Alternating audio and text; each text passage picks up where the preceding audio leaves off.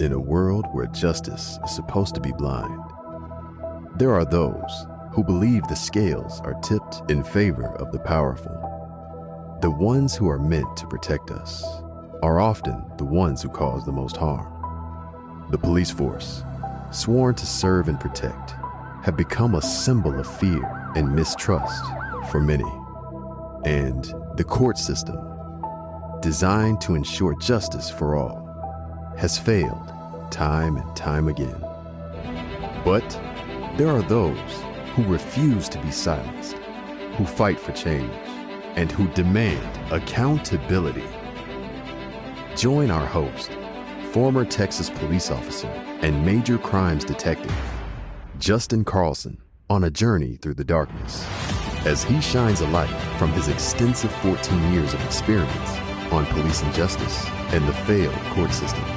And as he speaks with the many others who have also experienced injustice. This is Failing Justice.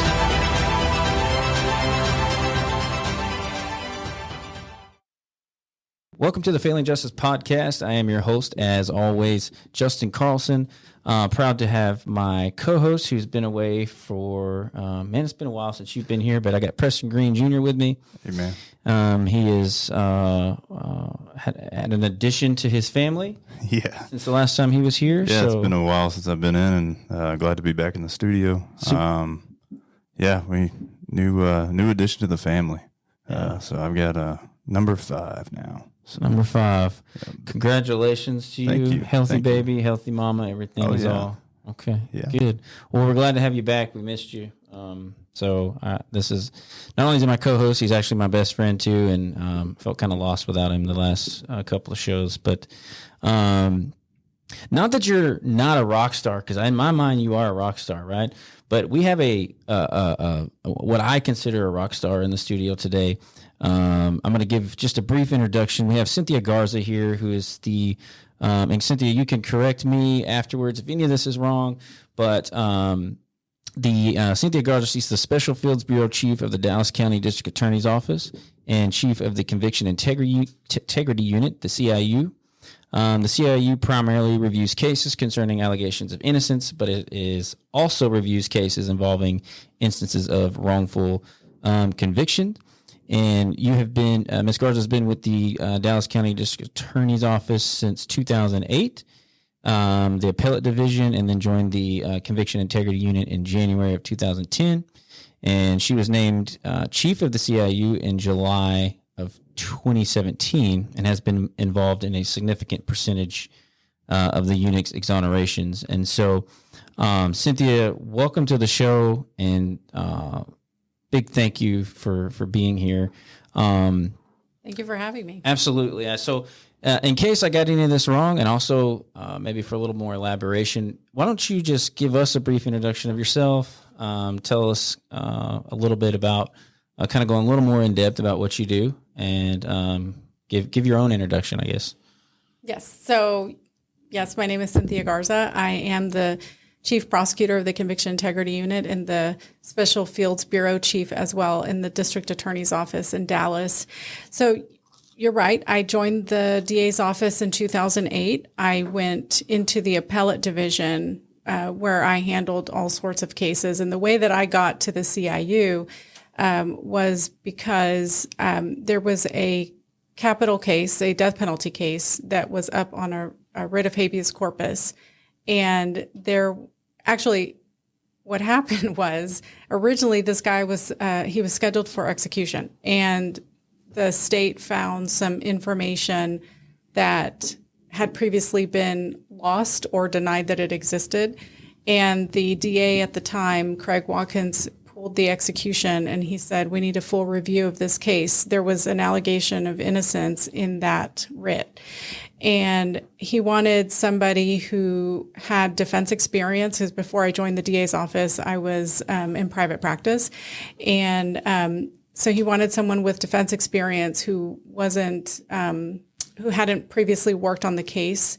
And so he needed some fresh eyes, if you will. And so the Appellate Division, the administrative chief over that division at the time was Mike Ware, who was the chief of the CIU back then.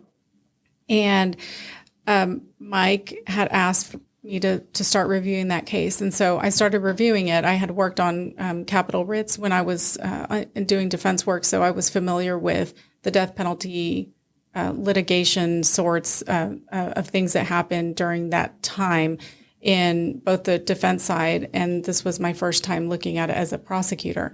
And so just in looking at that case, that's how I got to know Mike Ware and Terry Moore, who was the first assistant at the time in the DA's office. And so when there was an opening in the CIU, they asked if I wanted to join their team. And so I did. And so that's when I got there in January of 2010. It was like right after New Year's Day, the day after we came back, that's when I started. And I had piles and piles and piles of cases to work on.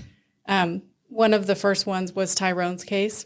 One of the first ones? One of the first Really? ones was Tyrone Day's case. There was also Stanley Mosley and Dennis Allen, who were exonerated, I want to say, if my memory serves me right, back in 2019, 2020.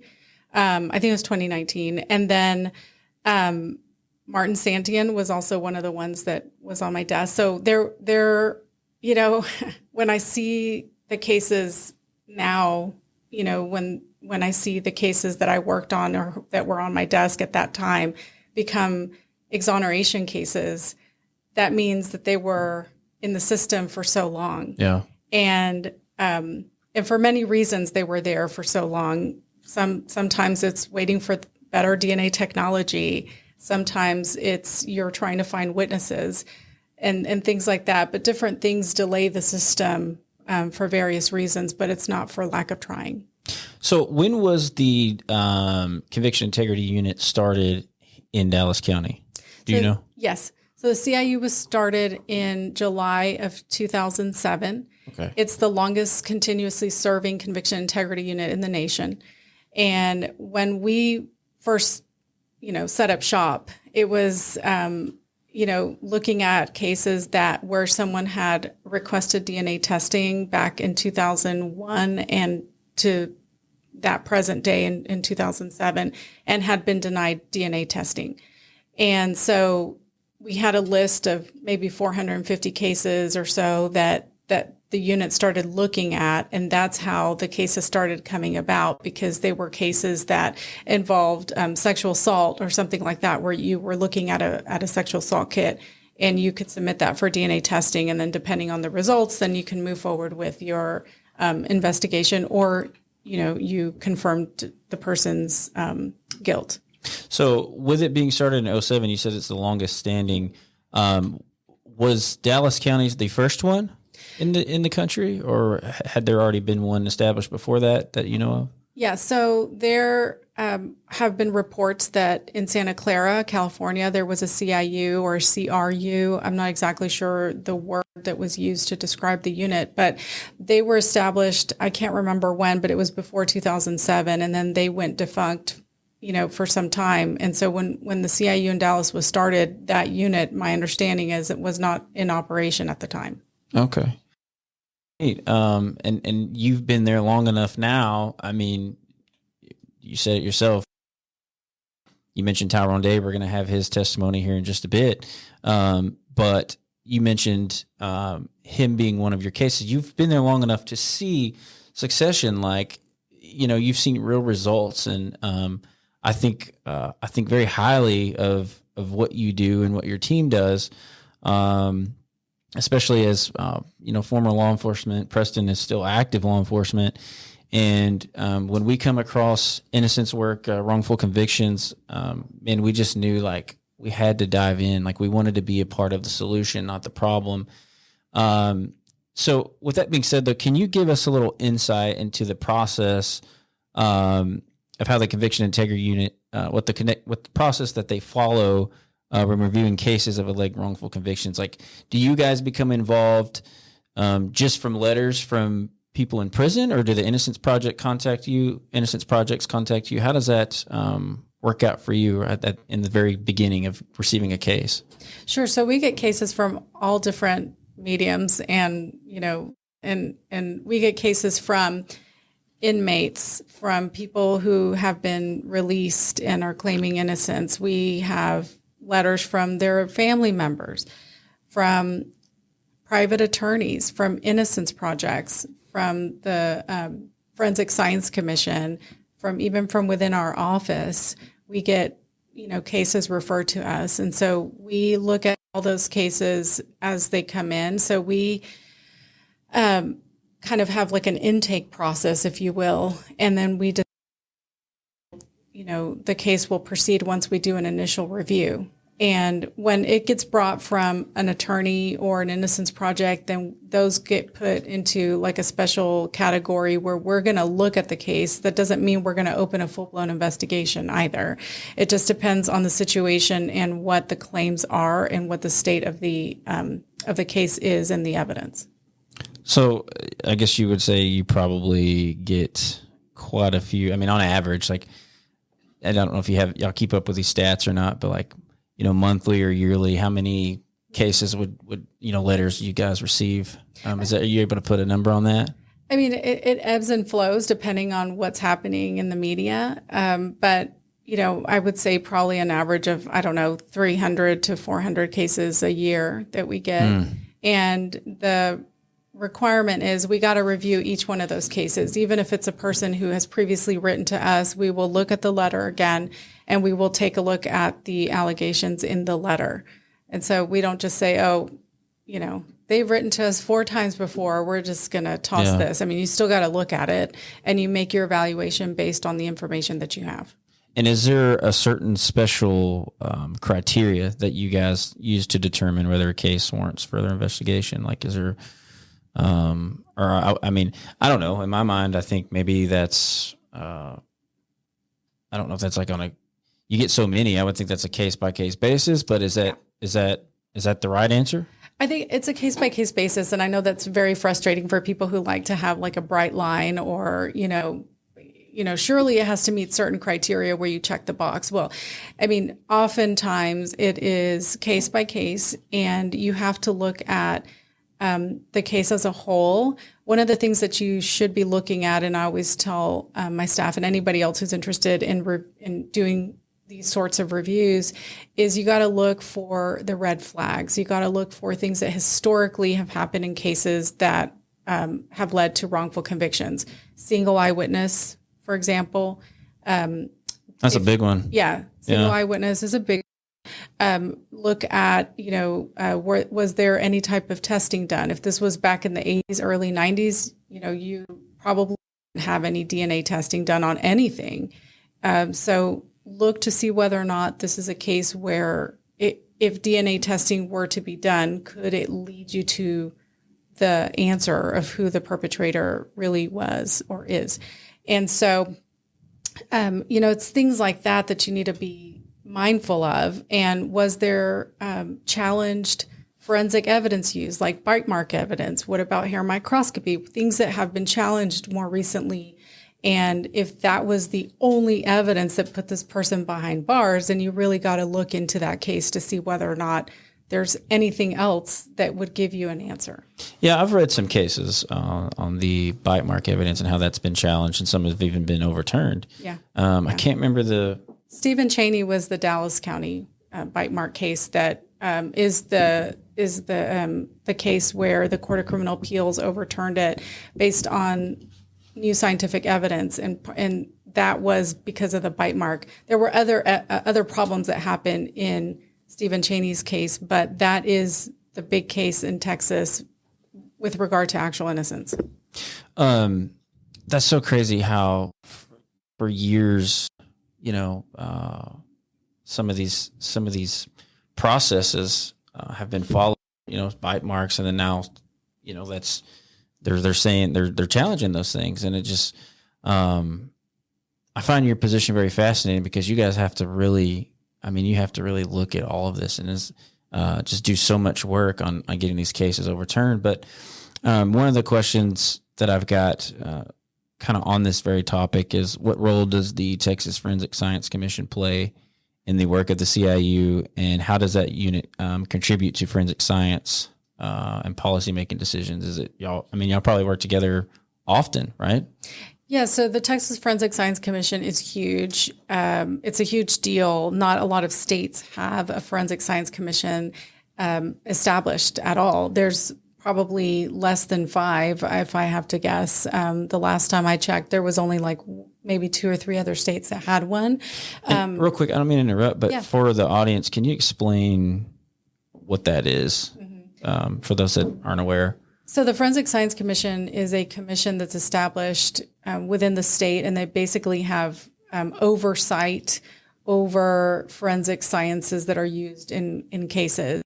And they do have jurisdiction over certain disciplines, not all of them, but certainly DNA testing and things like that. So if something happens in a DNA lab that, I don't know, let's just say there was a huge mistake and they ended up having a huge error in a case, that's something the forensic science looks at and says, oh, what caused this? Was it a particular error, or how can we fix this so that it doesn't happen again? And so the Forensic Science Commission is also the accrediting body for labs in Texas, and they also license analysts. So any case that gets tested in Texas has to be tested by a laboratory accredited by the Forensic Science Commission, and the analyst who conducts the forensic analysis has to be licensed by the Forensic Science Commission. The licensing exam involves special education about Brady and how that type of information interplays in a lab to a criminal case. And so it's very interesting that of course, the lab has to be by the national body, but they have this additional layer of accreditability to Texas. That's pretty complicated and cool all at the same time. Mm-hmm. Deal with this stuff every day. Yeah. So what are some of I know because a lot of people that aren't familiar with this work, and I'll be honest, I mean, I wasn't, heck, I'm still getting educated just talking to you right now, but a lot of people probably think, and we know this isn't the case, but a lot of people probably think, hey, I'll just write the conviction integrity unit a letter. They're going to respond and immediately start looking at my case. I mean, that's not realistic. Now, I know sadly, that's not realistic, but I mean, y'all don't have the staff there to handle that. And so explain how long these cases could take. I mean, there's probably no right or answer to that, I would imagine, but just in your experience, I mean, that process and how it plays out. I mean, and for those that are wanting to reach out or have reached out, or maybe are waiting on answers, kind of your perspective, what happens on the day in and day out there, like how many staff members do you have? How many attorneys, how many investigators you have? Talk about all that cool stuff. Yeah, sure. So, I think one big misconception is what you just said, and that is everybody's going to start working right away. And it's not for, the fact that we wouldn't staffing and, the budget of a small country, but the reality is that our unit has grown. And so when we were first established, when the unit was first established, we had 2 attorneys, 1 paralegal, and 1 investigator. And through the years, that has changed. So there was an expansion under Judge Crusoe, our elected district attorney, John Crusoe. And we now are staffed with 4 attorneys, 2 legal assistants, and 2 full-time investigators. So all of our positions are full-time, but 1 person from each one of those categories is grant funded by the BJA through the post-conviction DNA testing grant. So those 3 staff members can only work on cases that involve DNA testing. So in a way, we're limited because a lot of our cases do not involve DNA, but some of them do. There's a misconception out there that DNA cases the well has run dry. That's not true. We have plenty of cases in Dallas that we're working on that involve DNA testing, but the bulk of our cases are non-DNA. And so that puts the burden on 3 attorneys one legal assistant and one investigator to work those cases. To the extent that a case has both aspects, DNA, but may also have some non-DNA aspects to it, like DNA may not give you the answer, so you need to investigate it a different route. That, we kind of have both sets of teams working on it, like the DNA, the folks that are focused only on DNA, and then what we call the core team, and that is the rest of us. But I supervise all of these positions in the conviction integrity unit, and I tell them that every case needs the right attention. We need to have focused attention on all these cases, and we need to take these allegations seriously. And sometimes you go down the trail and you hit the wall. There's nothing else to do. I don't know the answer to this case, whether or not this person really did this. I don't know. And sometimes you go down the road and you find out that the person's innocent, like Tyrone. Other times you go down the road and you go, this person's absolutely guilty.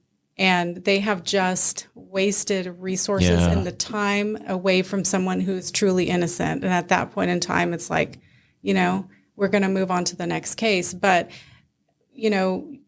usually by the time you start getting that type of information, you already start seeing the writing on the wall.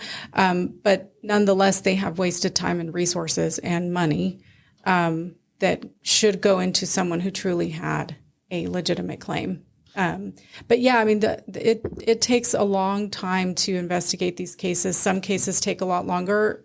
Some cases are shorter.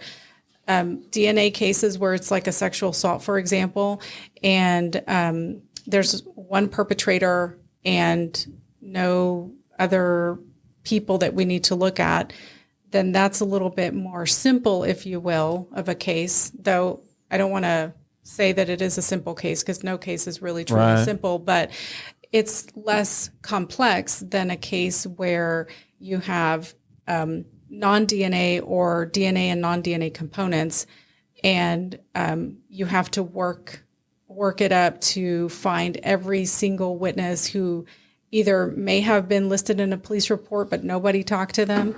Maybe they gave an interview to the newspaper and nobody talked to them afterward because they're not listed in a police report. Maybe they, it's like you start looking for people who may have information, and most of the time you go talk to one person, they give you two names. You go talk to those two names, you get four names. It's like, how that goes. And we go down that road. And when we have conversations with people and we conduct our investigations, oftentimes our interviews are, 2 hours long, because you're talking about a case that happened years ago. So you're having to first talk about things that put the person back in that headspace, right?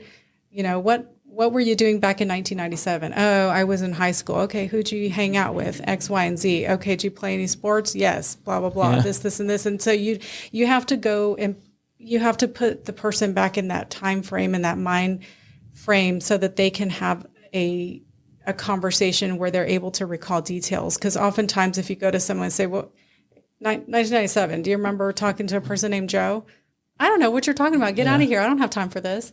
And you don't want that, right? You need to have that. It's patience is what it is. You need to patiently investigate these cases. How many times do you run into major frustration in some of these cases? Because, for example, say you have a case where you're all heavily leaning towards this person is looking more and more like he or she's innocent, but then you find lack of cooperation, or maybe somebody's passed away. I mean, some of these cases you've done, I listen to a lot of podcasts and stuff and read tons of stories all the time. I'm constantly diving in it, and people pass away. And how frustrating is that on to you guys whenever you run into that brick wall where you're like, what do we do? I mean, that's got to be, for me, just outside looking in, I would think that that's extremely frustrating. It's very frustrating. I think one of the biggest frustrations that we have and the biggest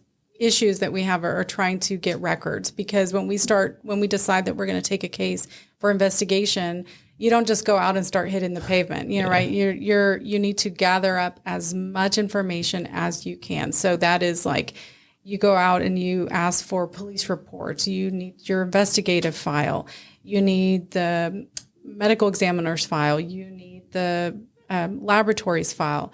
Anybody who touched any of these cases, those are the files you need. If there are people who you think may have been running with the person who you're looking at as your target potential suspect, then you need to start looking at those people and seeing, were there other similar crimes that were committed by these individuals? And so you cast your net very wide until you bring it in.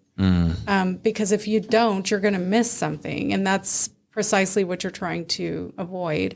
But nonetheless, sometimes we talk to people just because they may have background information, and we know that they don't have anything to do with this. And we know, that's the majority of the time is what it is. We're not, and if we have a potential person of interest, usually we take other measures. We don't just go and have those types of conversations,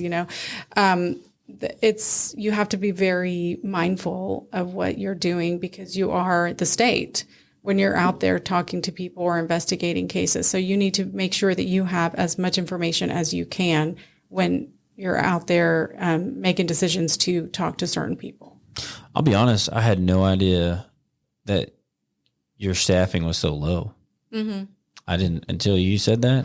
Mm-hmm. I had no idea.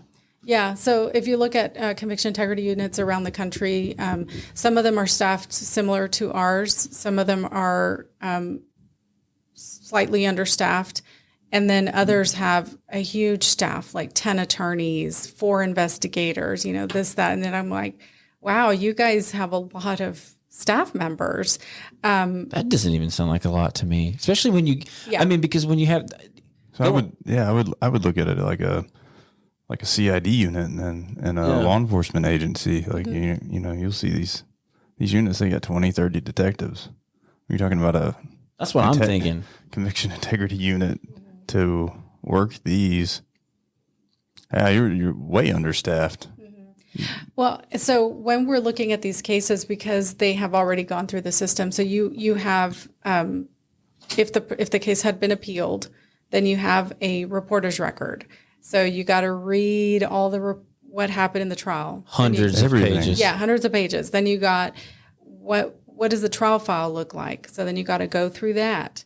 What does the detective's file Office look like? Depot boxes full of. Absolutely. I can only imagine. Yeah, I joke. Because I know in some of my homicides, the amount of stuff I've sent over, and you guys have to read that and more. Yeah, yeah. So it's like any piece of paper that I, say we need to get our hands on this, we're going to try to find it. And that's one of the biggest frustration is finding those records, because without those records, you don't have the historical perspective. And so you need that. Then you also have to be mindful of the historical perspective, just period, right? So like in 1987, what was going on in Dallas? Well, there are a bunch of cases from that general era. And so a lot of murders. And so it's like talking to the police officers who were on the force back then. Oh, we had an influx of whatever drug crime. And so we were so busy and overworked and not enough staffing. And so all this stuff, so it's things like that you have to look at. And I always tell people, you got to put yourself in that perspective. When we review a case, we can look at it obviously with the lens that we have now and all the benefit that we have now, because we need to, because obviously it wasn't available back then, but also understand the limitations that everybody had to work with back then. And I think that's also a great point that you just made, and I think that might be a deterrence of why,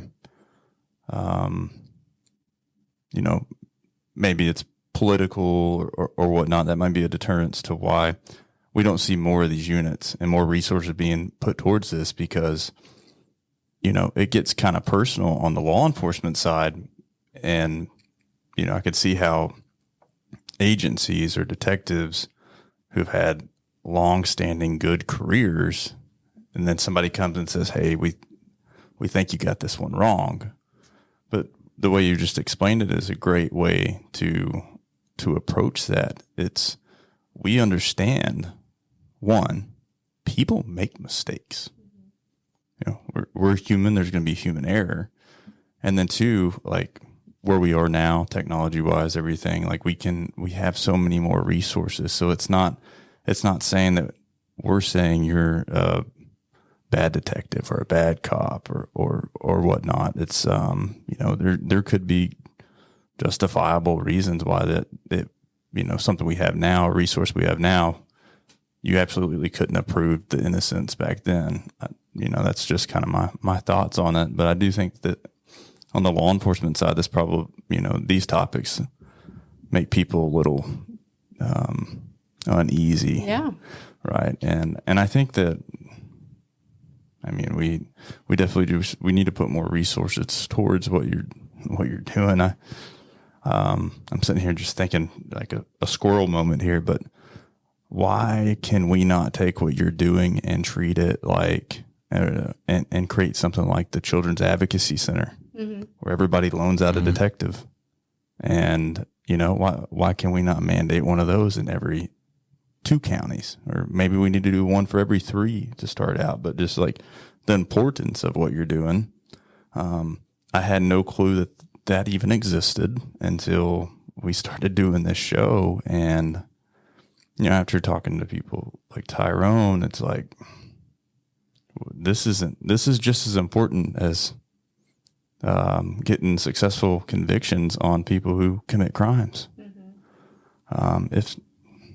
Yeah, because when you think about it, when you have the wrong person who was convicted, that means you had the real perpetrator out there committing other crimes, very likely, victimizing other people. Our community wasn't safe. Right. The victim didn't get justice. I mean, there's all sorts of issues that arise from the wrongful conviction. Yeah, and somebody's constitutional rights have been taken away. Yeah, absolutely. For, you know, sometimes I can imagine that sometimes it's, you know, it's not good mistakes, but yeah, and I think what your team is doing is just absolutely amazing. I think it needs to be just mandated, like you know, like we talk about these things all the time. It's yeah, these things are important. And I did have a question. So when you guys get letters, you know, I'm just thinking, outsider looking in, if somebody pled, you know, and then you know, does that help or hurt trying to prove it later in court? Is there more obstacles to jump through? I guess this is 2 parts, since you're an attorney. I've got one question about plea deals. How is it constitutional? Okay, well, what I can answer is for plea deals, so I go around the country and I talk to other units like ours, or help, you know, try establish something like this in other parts of the country. Right. And I've often been told by other people, like, why would you look at a case where someone has pled guilty and now they're saying they're innocent? Well, isn't that their fault for pleading guilty, right? No. Or they'll say, you know, why are we going to do that? Why would someone plead guilty if they weren't guilty? And it's like, well, the flip side of that, well, not the flip side, but the sister issue of that is, why would someone confess if they didn't really commit the crime, right? And so we know through experience that false confessions do happen. And we do know from experience in Dallas County, we have had people who have pled guilty and have been subsequently exonerated. They did not commit this crime. And so you're wondering, why would someone ever sign up to do, you know, a day in prison if they didn't commit this crime? Well, the answer is complicated. It's easier said than done. Yeah, it's complicated. I think, yeah. I mean, we're going to have Tyrone on here in just a little bit, and he's going to tell, you know, he probably won't tell, but because he's kind of short on time, but his story is that it's in that very category. He pled guilty to a crime he didn't commit because they said, hey, if you plead to this, you'll get out in whatever it was, 6-7 years, you'll be able to raise your kids. And, 26 years later. Mm-hmm, mm-hmm. Yeah. And I think there's so much value in people asking you that question. I'm sure you do get it a lot. But I would agree. It's complicated. It's complicated. And, we had, there was an exoneree from 2014. His name was Michael Phillips. He passed away. And, but when we were working on his case to exonerate him, he told us that his attorney, so he pled guilty to sexually assaulting this young female, young adult. And he says that his attorney said, listen, you're a black man. She's a young white female. This is 1990. You're going to get convicted. You're looking at life in prison. They're offering you 12. Take the deal. And he was like, but I didn't do this. Take the deal. You're going to get convicted. It's just 12 years. Take it. It's just 12 years. Do it. Yeah, you'll be fine. And he did every single day of those 12 years because he refused to admit that he sexually assaulted her, so he was never paroled. Then he comes out and he fails to register because in his mind, I'm not a sex offender. And so he doesn't register. Twice he goes down to prison for this. Back and back. And then we test his case and find out that he is not the perpetrator. And we tested his case through a systematic DNA project that we've been doing since the time that I started in the unit. And when we went to tell him, hey, we got DNA in the case, it doesn't belong to you. And he's like, it says, we're here to talk to you about that 1990 case. Oh, yeah, I didn't do that. Well, yeah, we know. So we're going to work towards, getting you an attorney and this, and that. And we did. And he was exonerated of that and his failure to register. But this man had pled guilty. And his story makes sense when you look at it with that historical perspective, even with a current perspective, but nobody should ever substitute their own opinion about, well, I would never do that. Right. I mean, that's just. You don't know. You don't know. I can tell you right now that I don't know how much just personal opinion. This is not, my professional opinion, but if I was faced with something like that, like, you're trusting the system. You're trusting to go into, you're leaving it up to other people, like, depending on your situation, your financial situation. Yeah. I mean, I completely understand why somebody would and why it would be the easier decision, especially if they've already done time and they know kind of what it's like, but I just think it's so wrong. Yeah. It's hard to believe that someone would admit to something that they didn't do, like the confessions, because you would think to yourself, I would never admit to something that I didn't do, but you're failing to put yourself in certain situations and you can't substitute your own self for this other person. And so you can't make those assumptions. Yeah. Is it hard to believe that someone would do that? It's difficult to think that someone would do that. Has it happened? Yes. Over and over. I'm sure probably times we can't even count, times we probably will never know. Yeah. And if you can't answer the second part of my question, I understand. But my opinion is that they're unconstitutional. I don't really have any facts for that, but yeah, that's complicated. I wonder if anybody's ever challenged it though. Like if plea deals have ever been challenged in like all the way up to. Yeah, I don't know. I've always thought that they're. I don't agree with them sometimes. I mean, that's probably a necessary evil. I don't even know if that's the right thing to say, but we would get so bogged down. The system would be so bogged down. Real quick, Cynthia, I know you got to go soon, but I think maybe this is a two-part question. I think I know the answer to this, but but does your unit receive pushback, scoffers saying, it's not needed, you're wasting resources? Do you ever hear that from anybody? Does that ever happen? So when the unit first started, there was a question of, why does this unit exist in the district attorney's office? Isn't that the job of the defense attorney? Isn't that the job of an innocence project? Why is it in the district attorney's office? That makes no sense.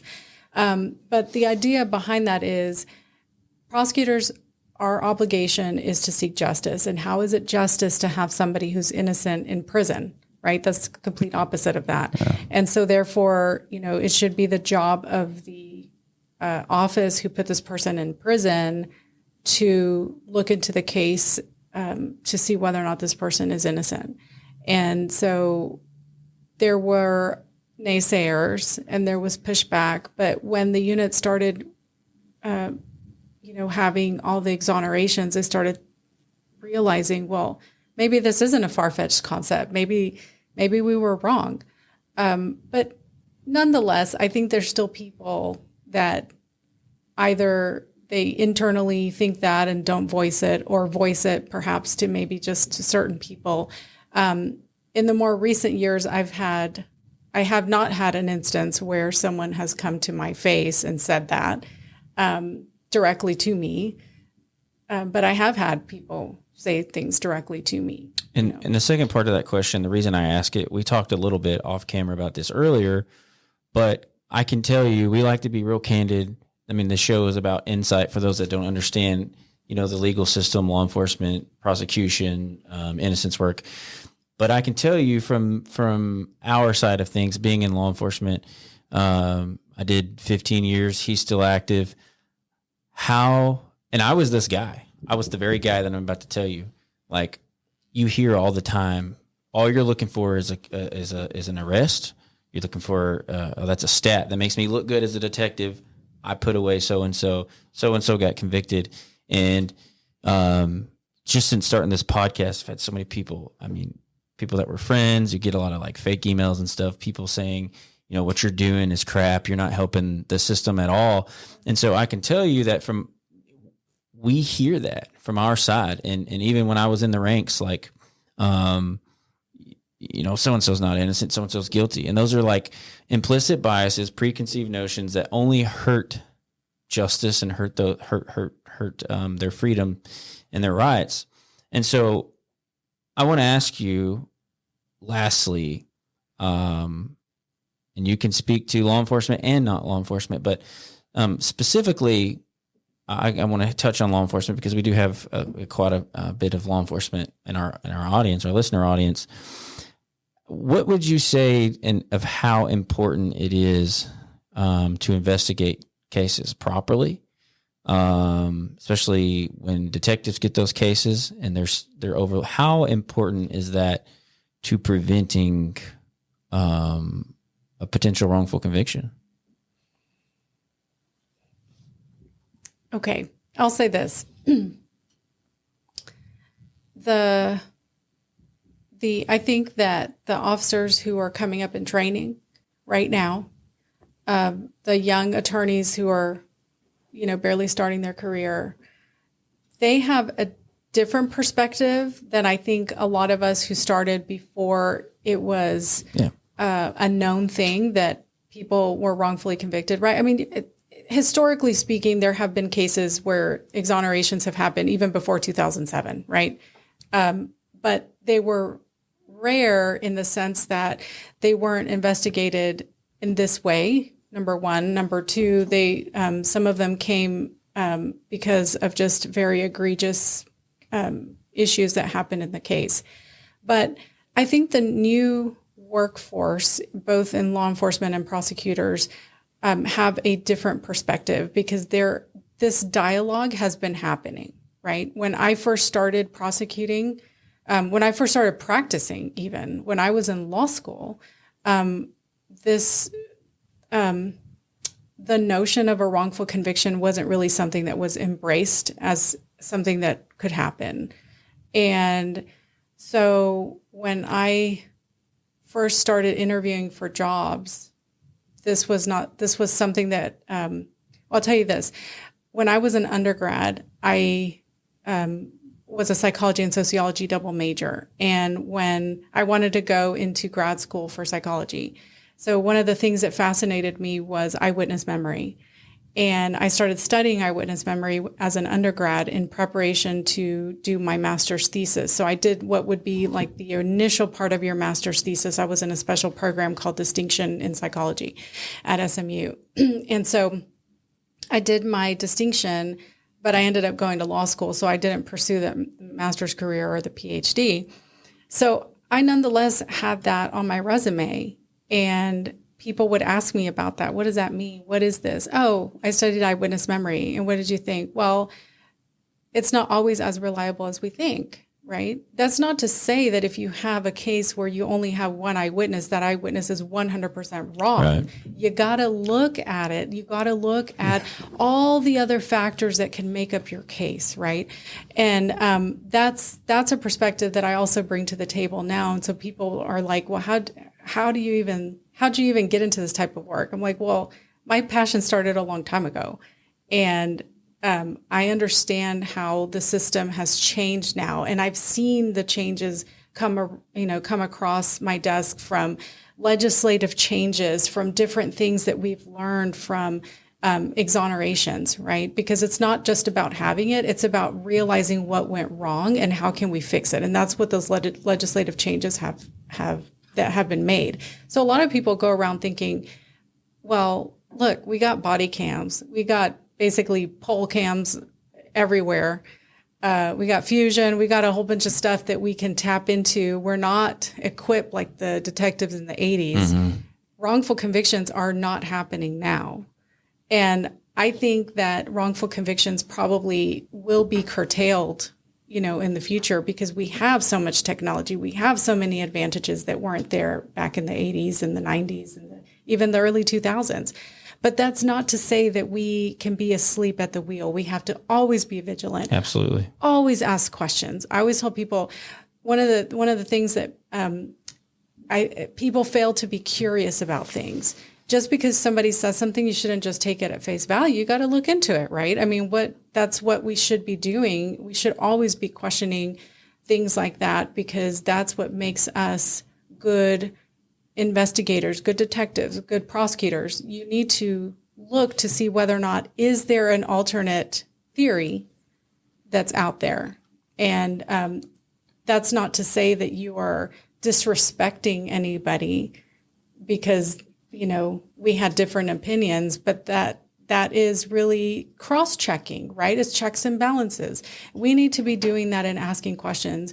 And one of the biggest things that I tell people is to be a good person in conviction integrity, a good fit is you have to be curious. You have to be willing to be relentless in things, and you have to be willing to have thick skin, because a lot of the times we have situations where if you don't, you're just going to take things at face value and then you're just going to move on. And that's just not the way that you're supposed to look at these cases.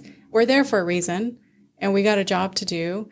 And this is something that, I am always serious about. It comes from my heart. This is work that if I didn't have that within me, I wouldn't still be here. Yeah. Oh yeah. You said it twice now, and I think you're spot on.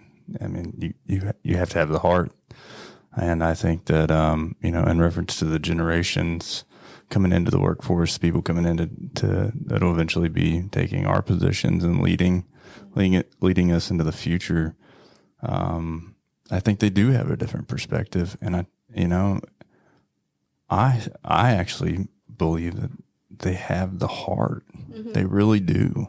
It's now it's more of showing the value of what we can do with that. But that's just something you can't teach. Mm-hmm. I can teach you how to do this job. I can teach you how to, work a case. I can teach you the law. I can give you a book to read, but I can't give you the heart to do it. Mm-hmm. And without that, I think that's the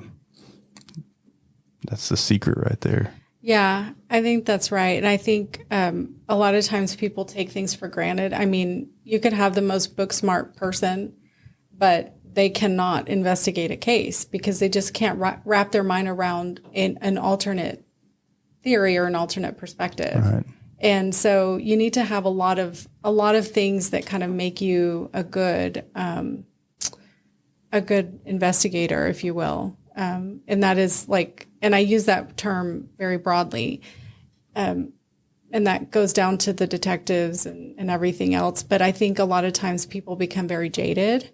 You get burned once and that's it for some people. And you're like, no, you can't give up like that. You know, I mean, this is life and that's just how things happen sometimes. You get written up once and then you go back to just, all right, I'm going to follow the procedures. Just, and it's not always black and white when I think when it comes to looking at these things and, you know, probably proving these things, you got to think outside the box. Mm-hmm. That's it. And you might have to do things outside the box, like, you know, that you wouldn't normally do in an investigation because it's just, it might be the avenue that would take you to the right answer. So all within the letter of the law, but thinking outside the box is the biggest hurdle that I think a lot of people, it's like, well, you know, that a lot of people encounter, it's well, that's not what it says. You know, that's not how it usually goes. Well, sometimes you're not dealing with the usual case. And so you need to be willing to think outside the box within the letter of the law, within your SOPs. Go talk to your supervisors to see whether or not, you know, this is some, you know, if you got something that's iffy, right, then probably not a good idea, right? If you think, well, this could be an issue with violating policy, right? Nobody wants to violate policy because that's the biggest problem that we're going to have. The policies are there for a reason, but a lot of times it's the interpretation of the policy. Yeah, so it's the ask the question. It's the ask the question. Yeah.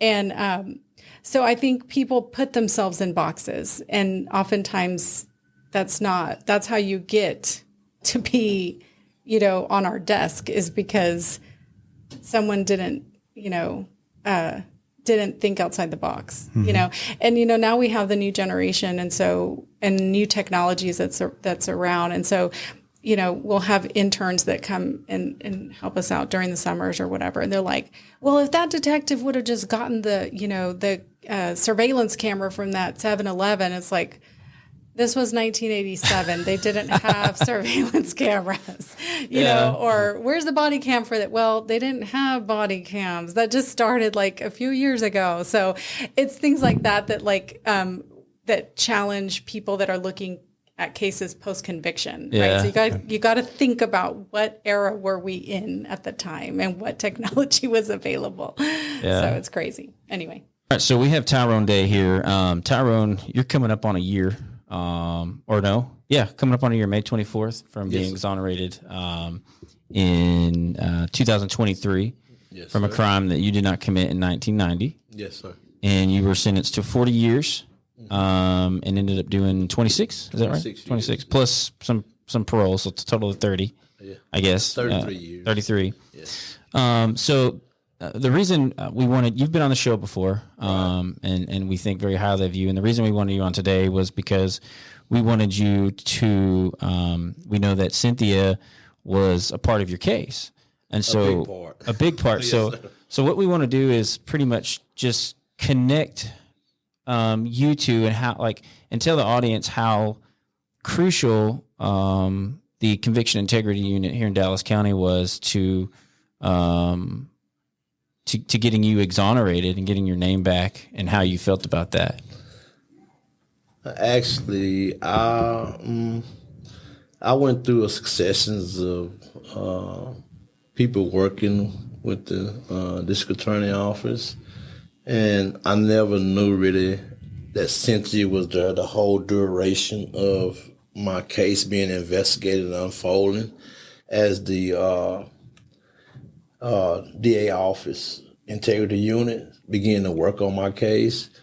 I think it was in 2021 or 2022 when I had an interview with Cynthia, and I had a chance to meet her as one of the assistant district attorney over the integrity unit. with one of my attorneys. And it surprised me that, coming in for where I came from prison, it surprised me to be able to when I caught on to what was going on, how hard that Cynthia was working as a public servant and then with the district attorney office or what have you, to get my case resolved, it kind of threw me for a loop, because I wasn't used to dealing with a system that was like all for me. Yeah. It's kind of like this woman is really working hard and worked real hard for years. I mean, I can just imagine the midnight oil and, the coffee and all these type of things just to get through this whole ordeal, because I had a real complex case, as she can tell you. Yeah. And it was hard, but, it was a lot of work, a lot of hours, a lot of man hours, sending the investigators out, talking to this mute individual, trying to confirm and get facts, along with the initial ordeal that was put on paper 20 and 30 years ago, and diligently working, and not just giving up, as, it wasn't common for me to see an official work like that. But one of my attorneys, and it was Paul Janender and Gary Udishin, who came to me and said that this is what's happening. This is what happened when people is working both sides of the fence, but for righteousness, to get the job done and to make sure that justice is carried out. And I start believing in the system a little bit more upon my release. I believed in me when I was in prison. Very little faith in the system, but I believed in the Innocence Project to a degree because I was pushing along with them. But to see the type of work that she was putting in with her staff, to get this thing resolved, I seen the work and I seen it in black and white, and it came before me and it came to existence, whereas the day came where I actually got exonerated, because of her work, diligently working, diligently putting a lot of man hours out on looking for this individual, not even the individual, looking for other people who knew about the case overall here in Dallas, in South Dallas. It's not a common place where a lot of law officer investigators are willing to go out and track people down. This is a lot of work. It was a lot of work put into that. And I thank her, dearly, and her staff and the investigators and my attorneys for all the work that was done. I mean, years and years and years the work was done. I mean, a real complex case, because I came here, I think it was in 2008, something like that, on the DNA, and I took a polygraph, what have you, and I got sent back to prison because I failed a polygraph, and the investigation stopped for a while, and it clunked right back up. And then they kept pushing till they got to this point to where the facts came out. Yeah. They didn't give up on me, and then it just amazes me how much work that y'all put in with that. It's a lot of work. That's amazing, man. And yes. You mentioned polygraph, and I don't want to go down that rabbit trail because we're short on time, but we have a feeling about polygraphs, and that's just kind of, to me, an example of exactly why polygraphs are inadmissible in a court setting for that very reason. But so to go back to real quick to you saying that you weren't used to seeing officials in the legal system work for you, right? It's always that's contrary to what usually happens. They work against you. So, saying, would it be safe to say that you probably felt skeptical at first? Were you kind of concerned? Exactly. Yes. Yeah. It was a great concern. It was a great concern, but I think I learned that as I grew, coming when I got home in 2015. I had an attorney named Jason Craig from the Innocence Project. And, I kind of like doubted his word and some things on how hard the district attorney was working with me and what have you. But when I went into the actual interview with Cynthia and was it Hubert, the investigator, one of the investigators, and Oscar. And Brittany. I seen the sincerity that was just put on the table there, and I was worn over then.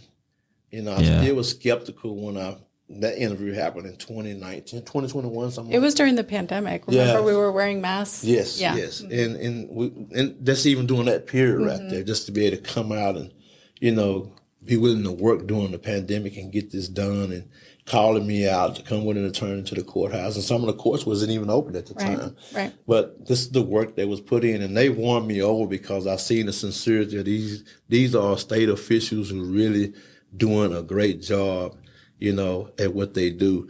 And I bear witness to that because there was a lot of other people who got exonerated before me up under her watch. I seen the work with those people, being done by her and her staff with those people. And that was my confidant when I actually went in that room and when I got that interview. Anything I say once, I always had a thing that I can say twice. If I didn't do anything, I didn't do it. And that hunted me for years because I grew into that in prison, and I didn't have that when I pled guilty to 40 years for something I didn't do, and I actually was able to put my story on the table with them, things that actually happened during the time of my case. And it was put on the scale of justice and then weighed out, whereas, justice was. Yeah, justice was, it was delayed, but it was eventually served in your case. And, and that's why I wanted you to come on today. I know we didn't get you for very long, but just to have our audience here, you've already been on the show once, but to connect you with Cynthia, that you're an actual real life person that her unit fought hard for justice to be served and to for you eventually get your name back in the public eye. Like, hey, I didn't commit this crime. Mm-hmm. So that's really amazing, man. I love to hear that come from you. Mm-hmm. And that's exactly why we brought you here today. Mm-hmm. Is there anything else that you'd like to say before you have to go?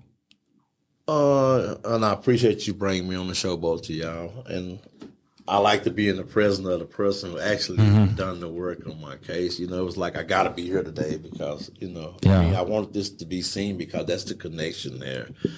But, it's like I was speaking at the Innocence Project, and I speak at a gala here in the 14th. And I think that Cynthia's in a situation where she know that people that are still left behind, you have a lot of people who write frivolous letters and they seek, justice and they seeking help. Some people write frivolous letters and you got those that are sincerely that are actually innocent. And I applaud her and her staff for constantly, no matter how many letters or what have you, they still take dig through a haystack with a fine needle and find these people out who are actually innocent and still do the work.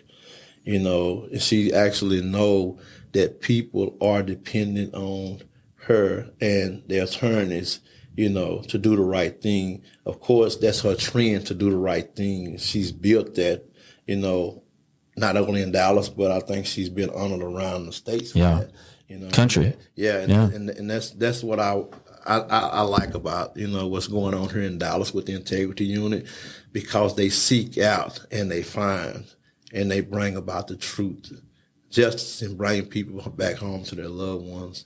It's not easy to go through a frivolous letter, succession of 30 or 40 or 100 or 2,000 frivolous letters, and then be able to seek out the one that's actually, deemed to be have merits or deemed to be truth or deemed to be need the help that they offer, the assistance. It's amazing because people be dependent on their attorneys. People be dependent on the district attorney office. Now, when you hear about Dallas, it's not all just about, I want to hear from my lawyer. As I used to sit in my cell and think, I wonder what they doing there at the DA office. Are they doing this? Are they working with my attorney to do this and do that? They are part of the whole process now. The whole process is a circumference with the district attorney integrity unit here in Dallas with Cruzo and his team, and then her and her team. They got this thing together where if it's in there and it's meant to be, we're going to find it. And that's what happened to me, and God bless the people who helped me, and God put me in a position where the truth can actually be revealed and come out. like I say, it's a lot of man hours and a lot of work. I actually thought I should have been out of prison in 2008, 2010.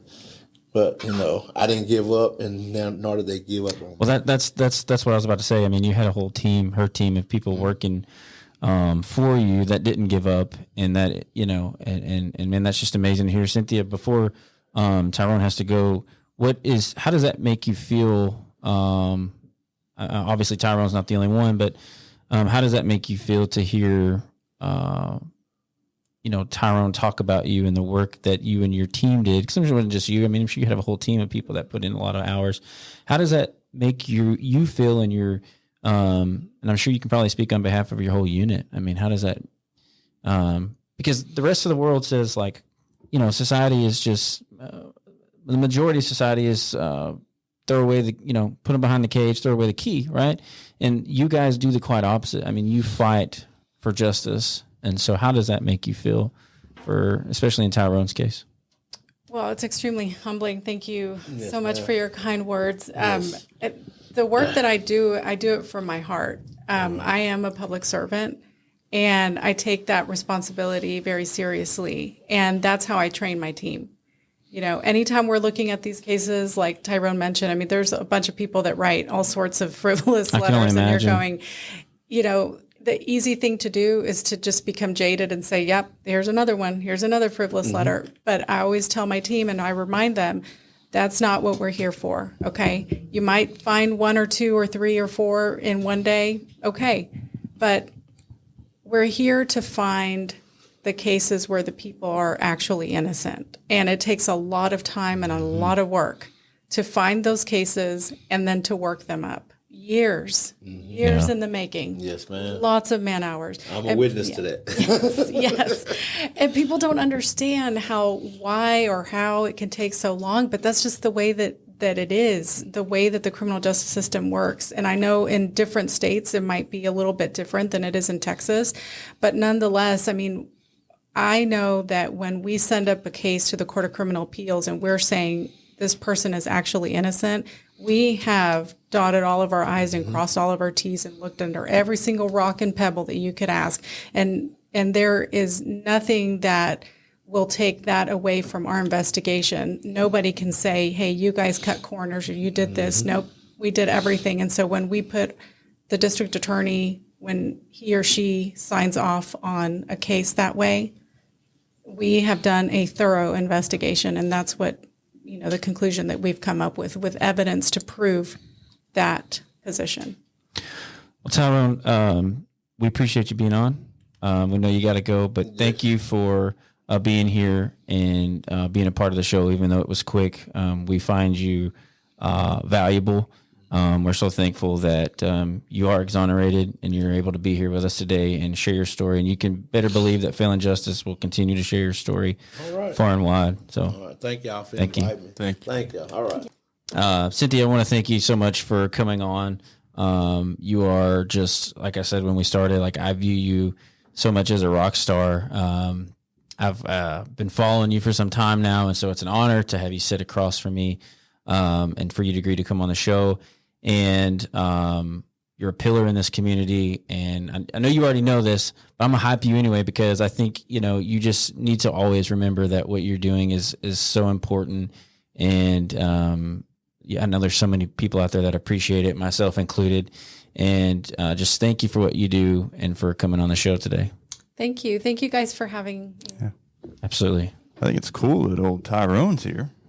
Yeah, definitely. I enjoyed the first podcast we did with him, and I knew that when Cynthia agreed to come on the show, I knew that it would be just more of an impactful show by having Tyrone. He couldn't stay very long, but I think it's good to see him as always, and just to hear his and Cynthia too. Like, man, authenticity just flows from them both. You can tell Cynthia is, she said it, heart and passion, and you got to have, those are the kind of people that are needed in those positions. Yeah, absolutely. And, I could talk about this stuff for hours and hours and hours, man, honestly. Yeah, man, it's you know, I I respect her position, you know, so it's and I'm sure it's not easy, you know, that pressure. And I did not know that they were that their staffing levels were like that. I didn't either, man. But no idea. And you know, I think for us, we look at these things and we talk about these things all the time, and so we're like we see this, we see how successful this unit is, and we are not understanding why this is not mandated or why it's not streamlined across the board. Like, we have this everywhere. I want to know why this isn't in our police departments. Now, clearly, you talk about post conviction, so you can only take it so far. But you know, why don't we have a case integrity unit? A case integrity unit that you have somebody who, you know, you have a case integrity unit. It could just be one person. And that one person could do, okay, well, I'm going to pick a case from each one of these detectives or whatever. I don't know how you would streamline it, what the processes would be, but my point is I just feel like there needs to be something like that within. And I'm sure like maybe NYPD, I'm sure larger departments may have something like this. So that would be something I need to look into. Well, but I think it would fall in. It's, you know, that this type of function would probably fall into some type of professional standards unit that's already out there and streamlined.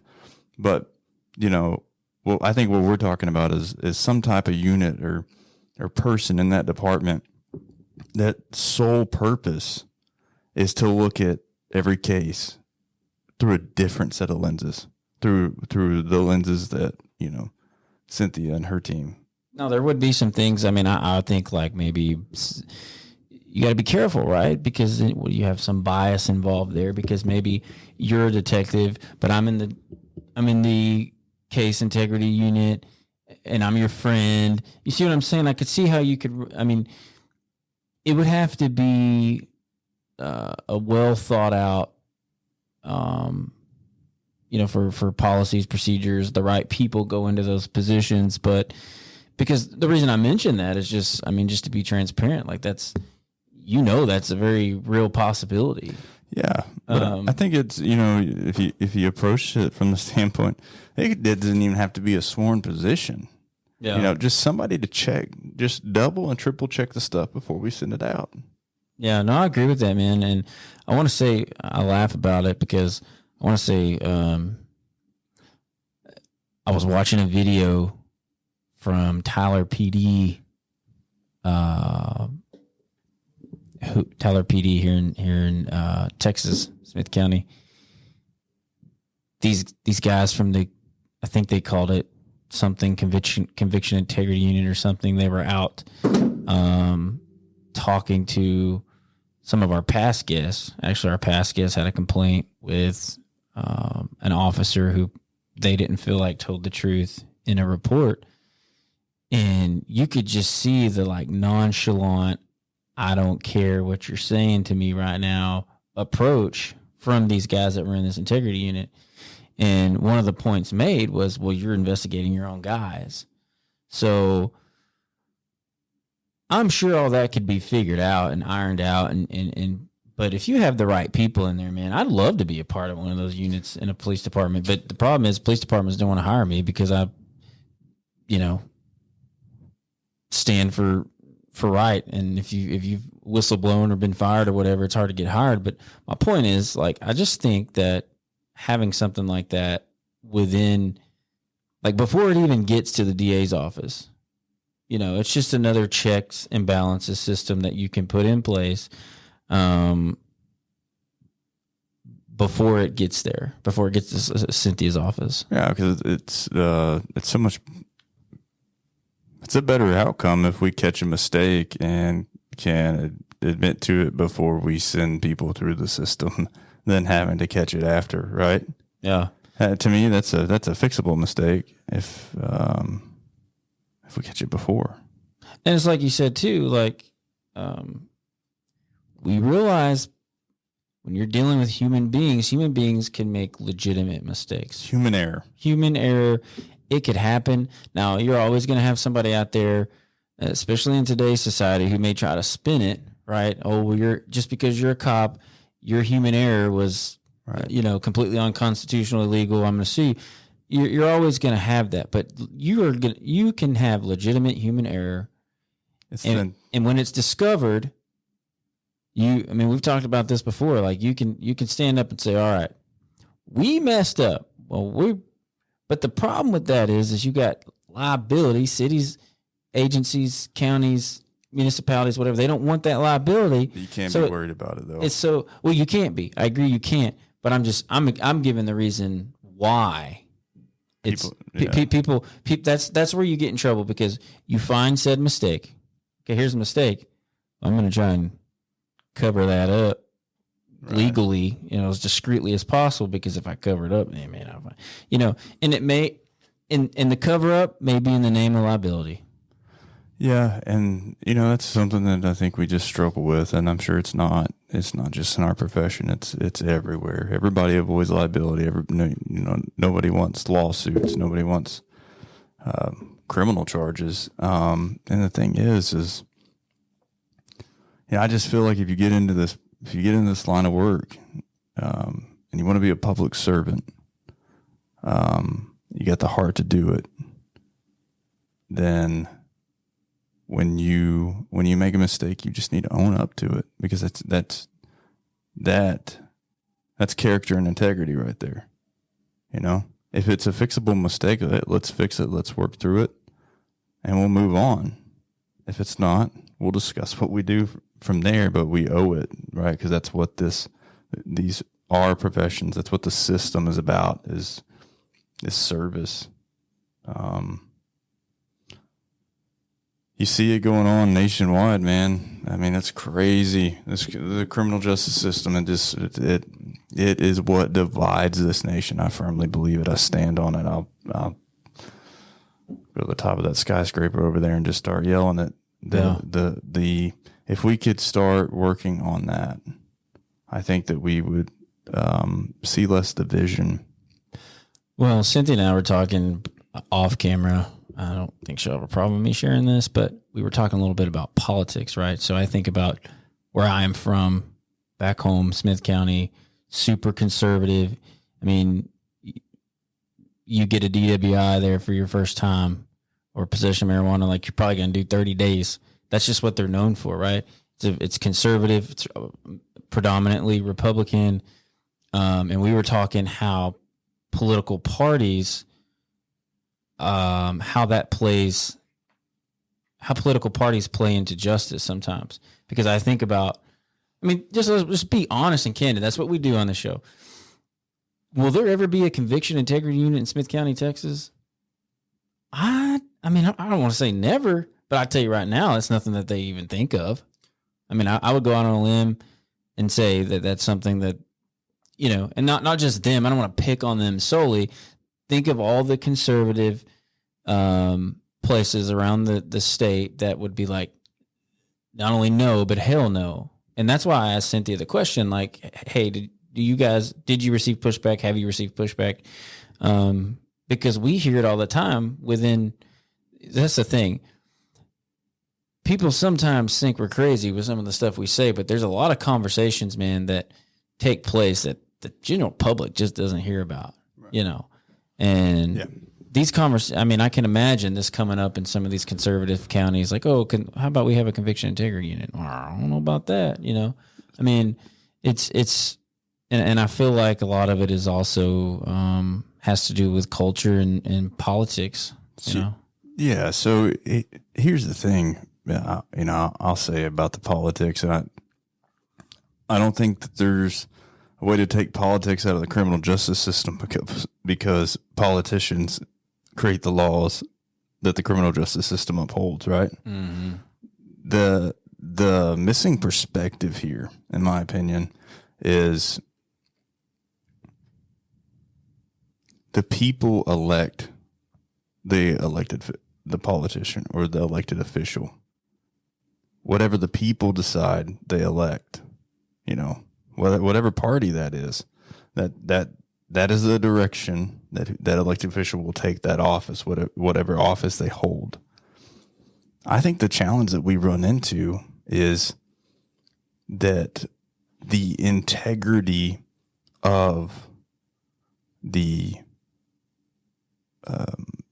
agencies or whatever that elected official is over, the integrity and processes and procedures and the way that they do things, that the employees do things, right, should not change.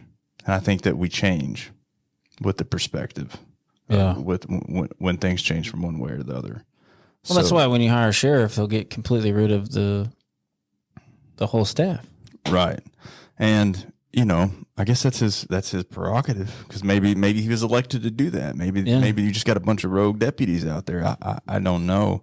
But I think the problem is that we got to stop worrying about what the political party of that elected official will do, and we have to understand that, well, if that elected official gets into office, then that's what the people want. So we should start doing what that elected official wants us to do, you know, the direction he wants us to go. We got to, the people who work for the elected officials, we got to stop giving that pushback. Does that make sense? Yeah. I mean, it's an odd way of thinking it, but, you know, there was a guy who was running this last president or the current presidential election. He's not running anymore, but he had a saying. He said that if the people you elected to run your government cannot fire people, then they're not running your government, and that's a problem. You know, and I think that's where the political part of the criminal justice system, I think, it gets done wrong. Is that sometimes it's not the elected official. Right. It's the people who have worked there for 30, 40, 50 years. Yeah. The elected official isn't able to change anything because everything's so deeply rooted. And the thing is if you want to go to work for these elected bodies, you have to understand that your vision may change. Like your mission or the way you do stuff may change, and you've got to be willing to change with it because there's a reason they were elected. Go back to service. That's what service is all about. I don't know. Well, we talk about this all the time. I know, but you know, I've mentioned this book before. It's called Corruptible, and there's a statement that they make in this book, and it says, power tends to corrupt.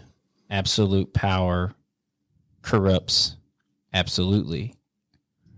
So power tends to corrupt. Absolute power corrupts absolutely. So my thing is with that is, man, sometimes it's so hard, like, in my opinion, just seeing what I've seen, experiencing what I've experienced, especially when we talk about law enforcement.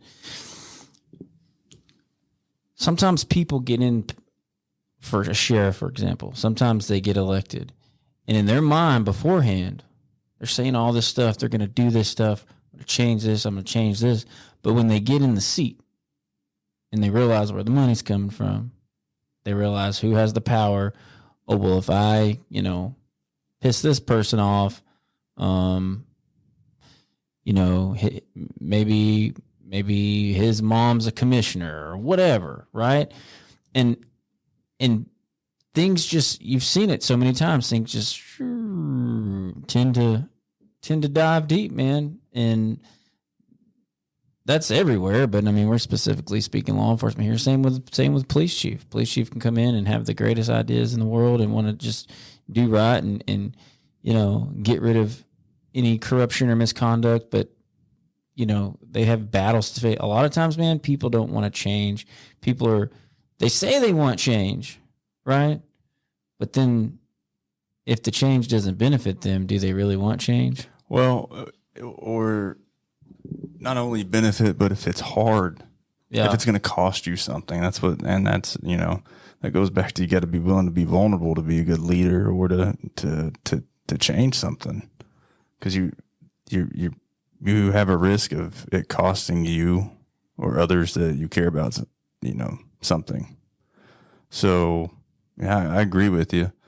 I think that's why it's so important that the people, our audience that's listening out there, it is absolutely important for everyone to know your voice matters. If you want change, you have to use your voice, and it is your constitutional right.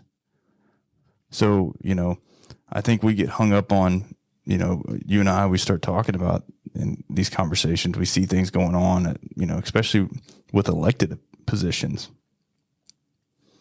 corruption, just the wrong agenda, not doing what they said they would do when they set out to seek that position.